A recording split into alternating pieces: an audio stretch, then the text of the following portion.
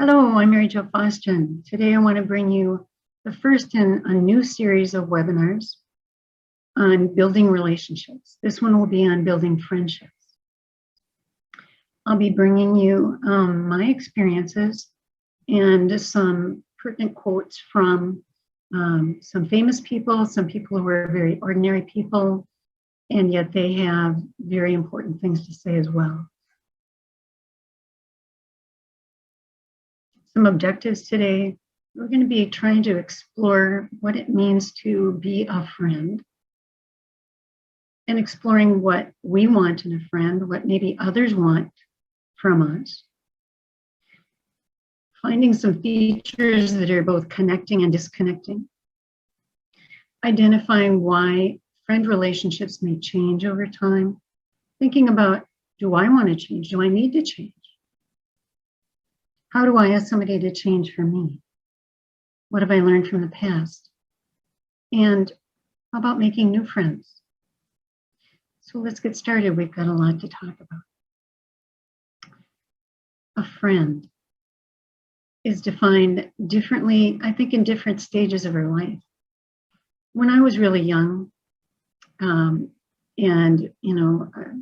grade school, elementary school, what was really important to me was having the kids over in my backyard, and we played on my swing set, and we had a great time swinging and laughing and sometimes playing ball, and played in the street back then. We'd walk down to the park, and we'd, in wintertime, we'd skate, and we'd sled down the big hill that was there. We had a great time. Sometimes we fought, sometimes we ran home because we were angry at them, and we'd make up in an hour. But then as I became a teenager, it became quite different. I just kind of wanted to hang out with my friends. And of course, the talk usually went toward boys and music and other things that we were interested in at the time, sometimes school, but it's more stuff outside of school. So it became different. And as we age, sometimes our definitions of friendships change as we go forward in life. So of course, we still want to have a good time with people, but it also becomes that we want to share our feelings and dreams, and we want to talk about our love relationships. We want to talk maybe deeply about work and about family, and kind of share with them all that stress we're going through. And so we're going to be working on forming those lifelong friendships, sometimes choosing whether we want to be with people or not, based on lots of different things. We may separate from some people, and we may find that we have different friends at different stages of our life and their lives. So, how do we define friendship? Well, you've probably seen the cards, Hallmark and others, that define a friend is. But that may not exactly define what you think as a friend, or it may not be complete. So I just wrote down a few things that were important to me. First of all, I want somebody who listens and makes me smile and laugh. Because sometimes I get so serious that I forget to laugh. I want somebody that's not going to criticize me and put me down. I want somebody that's going to support me and encourage me, is interested in me and my interests, does things that I want to do as well as things that they want to do, doesn't act superior to me. I don't know about you, but I have a really hard time connecting with people who think they're better. Sometimes I want somebody to respectfully challenge me or ask me questions. Are you sure you want to do that? I want them to show by their actions that they care about me. And I want them to be there when I'm really, really stressed. And somebody that keeps in contact with me, that cares enough to either text me or call me. So how do you define a friend? It's totally up to you. I like this quote from Emerson. The ornament of a house is the friends who frequent it. Give it a minute to sink in. How wonderful is that, that can be an ornament in your house? A friend who comes by and just is that person that lights up the house. What do you value in a friend? Are there certain things that I mentioned that are important to you? Maybe you found something that is entirely different. I'm sure I didn't find all of them. What do you bring to a friendship? How good of a friend are you? What have other friends asked of you to do to be a better friend? I remember in high school, there was a friend that I had known for a while, and I said something that I guess was a little bit sharp. He said, "You know, do you know that you tend to talk about yourself all the time?" And she kind of looked at me, and it wasn't quite the same after that. So sometimes we can ask something of somebody, or I didn't actually ask, but I observed something, and she didn't like it. What have other friends asked of me? Lots of things over the years, and I'll be sharing some other insights here. This is a great quote as well from Samuel Johnson. I'm not familiar with this person, but I love the quote. A person should keep his friendships in constant repair. So as we go down the road of life together with somebody that is our friend, sometimes we're going to find that we're the initiator, or sometimes we're going to find that we're the follower. Sometimes people don't like to be the one that's the only initiator. And they come to me in therapy and they say, I'm the only one that calls this person up. They don't even care to call me up. And I talk about, so maybe you're the initiator. Maybe they have a hard time doing that initiation. Maybe you're that gift that, in a sense, that's your gift that you bring to that relationship. Some people are more followers, and they have a hard time doing what you can do. So what do you bring that is a gift to that friendship? So some qualities to consider that I thought were important. And I see these as I talk with people in therapy quite a lot. They come to me and say, this person just seems too busy, and they don't want to put me on their schedule, and they don't get back to me. They don't support me. They're not empathetic. They don't understand what I'm saying. They only want to talk about themselves, and they're critical when I talk about something. They don't forgive me, and they're negative. Who wants to talk to a negative person all the time? So in looking at that, I would say connecting things are allowing time in your busy schedule. Everybody's busy. Allowing time for people that you care about. Remembering to return those texts, calls, emails, get back to them on social media, whatever it is. To be empathetic with what they're going through. Just sit with them and listen to them. Wow, it sounds like you're going through a lot. I'm really sorry that you're going through that. You've gone through so much. That's what we need. We need someone who's kind, forgiving, positive. These are qualities that we all need to consider. I just love this lady, and I love the quote. And so you look at smiles, how important smiles are in a relationship, any relationship. As I look at this lady, she's certainly been through a lot in her life. You can tell by the wrinkles, the timelines in her face. And yet, she's willing to smile.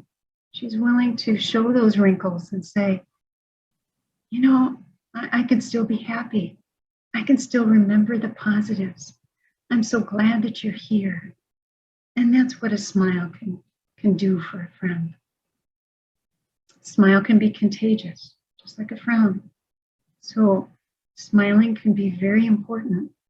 It brings out the endorphins in our system. And as we smile at somebody else, it also brings out their endorphins because they see our happiness. Endorphins are very important, and it makes us feel good.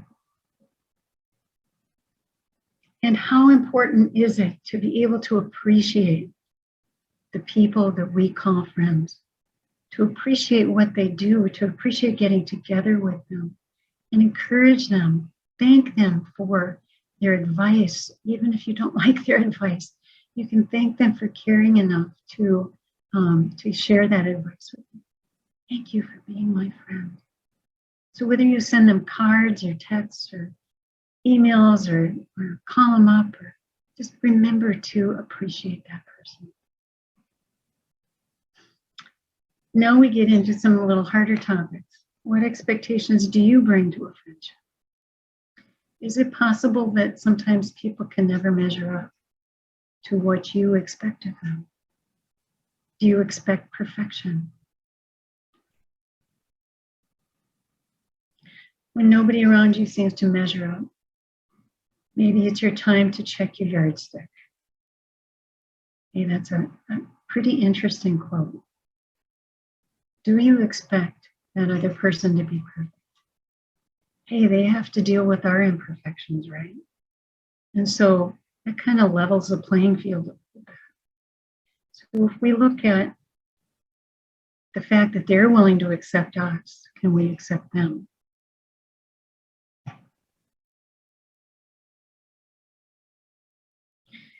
And then we need to look at the fact that sometimes our heart breaks when friendships end. And there's many different reasons why friendships can end. For me in grade school, it was really hard when my best friends moved away. I thought my life was going to end, but it didn't. There are other people in my life that meant so much to me, and they've passed on, they've died. And yet I still remember, and I can still, it's still kind of a hole in my heart that they're not here with me physically anymore. People change, and sometimes as people change, they distance themselves from each other. They may change jobs. Maybe you met this person at your job, and that was your connecting thing, and you also connected about other things, but once you changed jobs, you didn't see that person anymore. It just wasn't the same. Or maybe you had disagreements with this person. You just didn't feel like this person understood you. You didn't really want to be around that person anymore. Maybe your interests changed. Maybe you have nothing in common. Maybe there's some jealousy involved. Maybe the other person is jealous of you because you make more money, or you have a love relationship and they don't. Could be for many different reasons. Maybe they built up some resentments to you. Maybe you just don't like the person anymore. Many different reasons, but sometimes those old things, especially if we don't know why a person doesn't want to be with us anymore, sometimes it's a huge question mark in our life. Why did they leave? Why don't they want to contact me anymore? And we may never know. We may never know. So when looking at that, do you think it's time for change? As you look at yourself, what kind of a friend am I? Am I motivated to change to be the best friend that I can be? Maybe you don't want to lose that person. You don't want to hurt them again. You realize that you really need them in your life, and that they are special, and that your life would be empty without them. Maybe it's time for a change in you. Are you motivated enough, though? Are you motivated to make that change? Because you don't want to go through that grief and loss anymore. Oh, this is quite a quote from Mother Teresa. To forgive endlessly. And yet, none of us can really measure up to that one. But do we forgive enough? Certainly, we might need to set boundaries. Maybe somebody has been emotionally, verbally, physically abusive to us. Then it's really hard to forgive. Maybe we need to set those boundaries. Maybe we need to say, I can't see you because you have been very verbally abusive to me, and I don't want that in my life anymore. But for you not to hold on to the resentment and the grudges, because that only eats you up inside. That's what we can deal with in therapy as well. To work on those resentments, those grudges that you hold. How can I ask a friend to change for me? Maybe that person doesn't really realize that you might need something different from them. So maybe you might need to ask them respectfully. Could I ask you something, please? And hopefully they'll say, sure, what? You can say, I'd really like it if you could ask me about my life sometimes. I just need to know that you care about me too. Maybe you just need to explain what's going on in your life. And maybe you need to make that request. If they won't change for you, then you have a decision to make. Do you want to see that person? Do you want to continue with that person? Is that person important enough in your life to continue with? Or do you want to end that friendship? How do you want to end that friendship? Do you want to cut it off, or do you want to just kind of let it kind of peter out over time? And certainly, there's all kinds of options to make new friends. You can join a gym or a club or a group. It can be on social media, or it can be, through a class. There's so many opportunities to meet new people. You can join a hiking club. You can, once in a while, I get into tennis groups, and I love to play tennis when I'm able to. So those are fun things to do. Maybe it's just taking a class online, and you can get into one of those forums, and you can meet a new friend online. If you have children, maybe the parents of your children's friends would be somebody that you would want to get to know better. Maybe there's a couple relationship you'd like to foster. Okay. And what possibilities do you have in your life already? Maybe other people at work, neighborhood, your friends of friends, or in your family. Sometimes family members can even become friends. And maybe your church or mosque or synagogue would have groups, or you can just gather with people after your services. Making new friends can be hard sometimes, but if you're willing to open up a little bit, be just a little bit vulnerable, take it one step at a time, and it's very possible that you could find a new friend that could be somebody who could support you and care about you, and that's going to feel good. And something very important is to look at what you've learned from the past. To be able maybe to take this to meditation, maybe take a notebook with you sometime, just sit and think and meditate, maybe pray about what have you learned from your past relationships with friends. Hopefully you will work on not taking things personally and get into resentments or grudges, but you will take it as opportunities to learn. What can I learn to go forward in my life, to be a better person, to be the best friend I can be? Can't be perfect, but maybe I can be a little bit better. And so I'm going to invite you to the next two webinars on relationship building.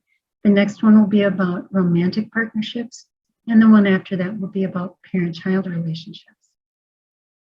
Each will be just a little bit different, and I'm hoping you'll want to join me for those.